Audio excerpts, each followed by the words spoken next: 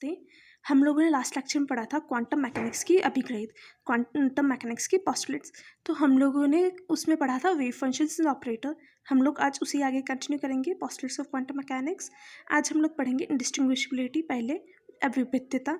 तो देखिए, जैसे कि हम लोगों को पता है क्वांटम मैकेनिक्स के अंदर हम लोग किसी निकाय की अवस्था है उसको एक तरंग फलन के थ्रू बताते हैं। तो देखिए, क्वांटम मैकेनिक्स में हम लोग क्या होगा, जब दो हम लोगों ने एक आइडेंटिकल पार्टिकल्स लिए, दो अभिन्न कण लिए, और उनके जो तरंगफल हैं यदि एक दूसरे से ओवरलैप कर रहे हैं, अतिव्यापन हो रहा है उन दोनों में, तो वो दोनों जो कण हैं हमारे वो अविभिन्न होंगे। दैट मीन्स दोनों कण इंडिस्टिंग्विशेबल होंगे। देखिए, क्लासिकल मैकेनिक्स में तो हमारे क्या होता है, पार्टिकल होता है उसकी ट्रेजेक्ट्री होती है वो निश्चित होती है, राइट। लेकिन क्वांटम मैकेनिक्स में ट्रेजेक्ट्री जो होती है पार्टिकल की वो निश्चित नहीं होती, अनसर्टेनिटी प्रिंसिपल की वजह से। इसलिए क्योंकि क्लासिकल मैकेनिक्स में ट्रेजेक्ट्री निश्चित होती थी, इस वजह से अभिन्न होते हुए भी हम लोग कणों को पहचान सकते थे।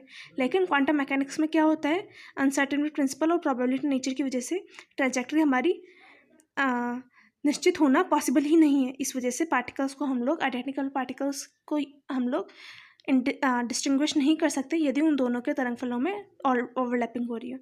इस वजह यही हमारा होता है अविभेद्यता, दैट मीन्स इंडिस्टिंग्विशबिलिटी। तो देखिए, अब अभी हम लोग पढ़ते हैं symmetry of wave functions in quantum statistics and exchange degeneracy. That means quantum सांख्यिकी में तरंग फलन की असममितता, विनिमय अभ्रष्टता। तो देखिए,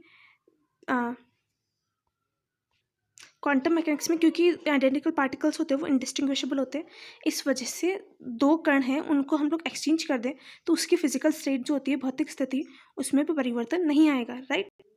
इसलिए हम लोगों ने एक और दो अभिन्न कण लिए, उसका नॉर्मलाइज स्टेट से दोनों कणों की वो है φ1 एंड θ2। अब विनिमय हम लोगों ने किया, एक्सचेंज करने के बाद में पार्टिकल्स की जो स्टेट है वो जाएगी φ2 θ1, राइट। तो पहले अवस्था फलन हमारा था φ1 θ2, बाद में अवस्था फलन हुआ φ2 θ1। दैट मीन्स हम लोग इसको ऐसे लिख सकते हैं P12 φ1 θ2 इक्वल्स टू φ2 θ1, जहाँ P12 हमारा होगा विनिमय संकारक, एक्सचेंज ऑपरेटर, राइट। तो हम लोग क्या करेंगे, देखिए दो पार्टिकल्स थे उनको वापस सब एक्सचेंज किया हम लोगों ने, तो वापस हमारी वो सेम स्टेट हो जाएगी, क्योंकि अब यहाँ पे हमारे φ2 θ1 था, राइट। अब उसको वापस एक्सचेंज किया तो हमारे पास आ जाएगा φ1 θ2, दैट मीन्स स्टेट सेम हो जाएगी। दैट मीन्स हम लोग बोल सकते हैं φ² इक्वल्स टू Pij φ का स्क्वायर।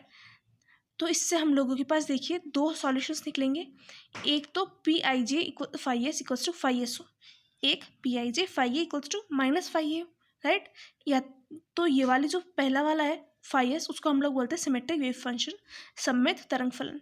दूसरा है हमारा φu, उसको जिसमें क्योंकि इसमें नेगेटिव आ रहा है इसलिए हम लोग उसको बोलते हैं एंटीसिमेट्रिक वेव फंक्शन, प्रतिसममित तरंग फलन। तो सिमेट्रिक वेव फंक्शन को हम लोग बोल सकते हैं φ1 θ2 प्लस φ2 θ1, और प्रतिसममित तरंग फलन होगा उसको हमारा जाएगा φ1 θ2 इक्वल्स टू माइनस φ2 θ1। अब देखिए, हम लोग चाहे तो आप लोग ये कर सकते हैं कि φs को यहाँ पर डाल के देख सकते हैं Pij के लिए, ये वाली वैल्यू सेम टू सेम आएगी, लेकिन और इसके अंदर हम लोग करेंगे तो हमारा यहाँ पर नेगेटिव साइन आ जाएगा, इसीलिए हम लोग इसको एंटीसिमेट्रिक वेव फंक्शन बोलते हैं। तो देखिए, जिन कणों के अंदर चक्रण क्वांटम संख्या जो होती है हमारी वो इंटीजर होती है, उनके लिए तरंग फलन हमारा सममित होता है, और जिन कणों के लिए चक्रण क्वांटम संख्या हमारी हाफ इंटीजर होती है उनके लिए तरंग फलन हमारा क्या होता है, प्रतिसममित। तो देखिए, सममित तरंग फलन को हम लोग बोस-आइंस्टीन स्टैटिस्टिक्स से बताते हैं, और ये 1924 में पाई गई थी, सबसे पहले इसको यूज़ किया गया था। वैसे प्रतिसममित तरंग फलन हमारे होते हैं उसको हम लोग फर्मी डायराक स्टैटिस्टिक्स यूज़ करते हैं उसके लिए, और ये 1926 में हुई थी। इसके लिए तरंग फलन हमारा होता है φ इक्वल्स टू φ1 θ2 माइनस φ2 θ1। तो देखिए, यदि हम लोग φ1 और φ और θ दोनों सेम होते फंक्शन तो हमारे पास φa क्या होता है, इक्वल टू 0। दैट मीन्स दो समान फर्मियोन्स एक ही अवस्था में नहीं हो सकते हैं, राइट। ये हमारा होता है पाउली का अपवर्जन नियम, पाउलीज एक्सक्लूजन प्रिंसिपल। इसी को यूज़ करके हम लोग इलेक्ट्रॉन्स है उन्हें शेल्स के अंदर जब भरते हैं तो हम लोग पॉली का एक्सक्लूजन प्रिंसिपल जो होता है, पॉली का अपवर्जन नियम, उसको यूज़ करते हैं। वो यही होता है कि दो समान फर्मियोन एक ही अवस्था में नहीं पाए जा सकते हैं। तो देखिए, जो पार्टिकल्स बोस-आइंस्टीन स्टैटिस्टिक्स है उसको फॉलो करते हैं उन्हें हम बोलते हैं बोसोन्स, और उनके एग्जांपल्स हो जाएंगे फोटोन्स एंड फोनोन्स। दूसरे जो पार्टिकल्स होते हैं जिनके लिए इंटीजर स्पिन क्वांटम संख्या जो होती है हमारी वो हाफ इंटीजर होती है, जैसे 1/2 3/2, वो फर्मी डायरेक्ट स्टैटिस्टिक्स फॉलो करते हैं और उनको हम लोग बोलते हैं फर्मियंस, जैसे कि इलेक्ट्रॉन्स, प्रोटॉन्स एक्सेट्रा, उन सब लोग को हम लोग फर्मियंस बोलते हैं। तो देखिए, तो आपका जब तरंग फलन हम लोग लिख रहे हैं 512 हो जाएगा 5 1 θ2। दूसरा जब एक्सचेंज किया तो उसमें तरंग फलन हो जाएगा 5 2 1, वो हो जाएगा 5 2 θ1 के इक्वल। इससे हमारे पास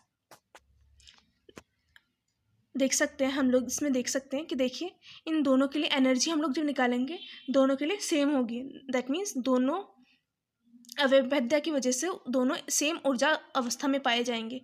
इसलिए इसको हम लोग बोलते हैं एनर्जी डिजेनरेसी, दैट मीन्स विनिमय अभ्रष्टता।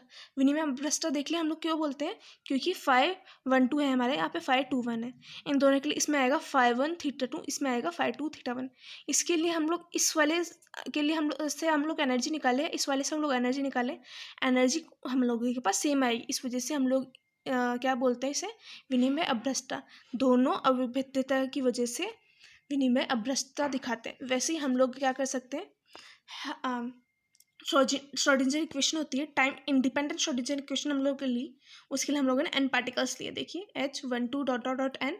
Phi12 ... equals to E Phi12 ...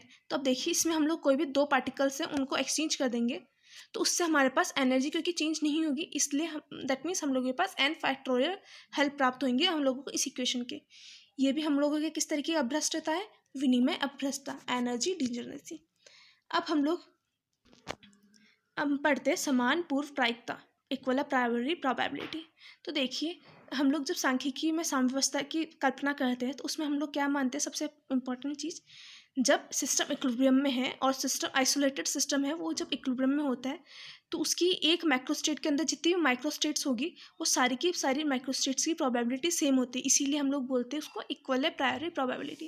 that means कोई भी माइक्रोस्टेट हो, उस माइक्रोस्टेट के अंदर वो सबकी प्रोबेबिलिटी सेम होगी, सबकी प्रायिकता जो होगी वो सेम होगी।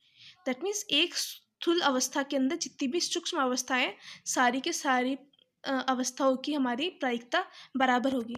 लेकिन जब हम लोग डिजेनरेसी की बात करते हैं, अभ्रष्टता की, तो देखिए हम लोगों ने माना कि एनर्जी आइगन वैल्यू EI के लिए अभ्रष्टता की कोटि हमारे पास GI है, तो प्रोबेबिलिटी होगी इस एनर्जी लेवल EI की, वो GI टाइम्स बढ़ जाएगी, राइट। क्योंकि हमारे पास क्या हुआ, हमारे पास GI टाइम्स होगी इस वाले एनर्जी लेवल के माइक्रोस्टेट्स, इस वजह से प्रोबेबिलिटी हमारी जो होगी वो GI टाइम्स बढ़ जाएगी। इसलिए इसको GI को हम लोग बोलते हैं स्टैटिस्टिकल वेग या फिर प्रायोरी प्रोबेबिलिटी, पूर्व प्रायिकता। यहाँ पे हम लोगों का posters of quantum mechanics complete होता है। Thank you.